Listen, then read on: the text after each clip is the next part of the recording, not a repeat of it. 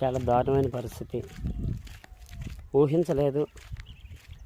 క్రైస్తవ్యంలో సరైన అలాంటి నాయకుడు, నిజంగా నడిపించే కాపరి, డిబేట్ చేసే వ్యక్తి, అలాంటి వ్యక్తిని కోల్పోవడం అనేది చాలా బాధాకరమైన విషయం.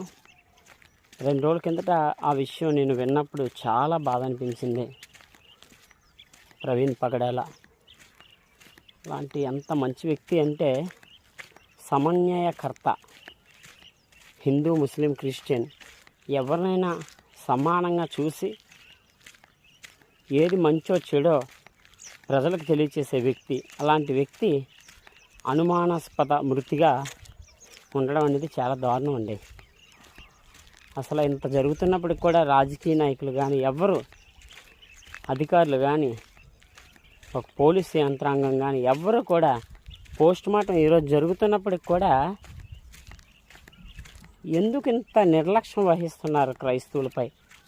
ఇంత దారుణం జరుగుతుంది అయినప్పటికీ కూడా పట్టించుకోలేని పరిస్థితిలో ఉన్నదంటే ప్రభుత్వం ఏం చేస్తుంది? కూటమి ప్రభుత్వం. ప్రవీణ్ పగడాల అనే వ్యక్తిని ఆయన ఒకవేళ మర్డరా లేకపోతే యాక్సిడెంటా ఏంటి, సీసీ ఫొటోస్ ఎంతవరకు దొరికాయి ఏంటనేది కూడా ఈ ప్రభుత్వం, ఒక వ్యక్తి చనిపోతే ఆ వ్యక్తిని మరి ఎలా చనిపోయాడు అనేది కనుక్కోలేకపోతుంది. ఇది చాలా బాధాకరమైంది. చాలా బాధాకరమైన విషయం. నిజంగా ఆ వ్యక్తి ఎలాంటిదంటే చాలా మంచోడండి.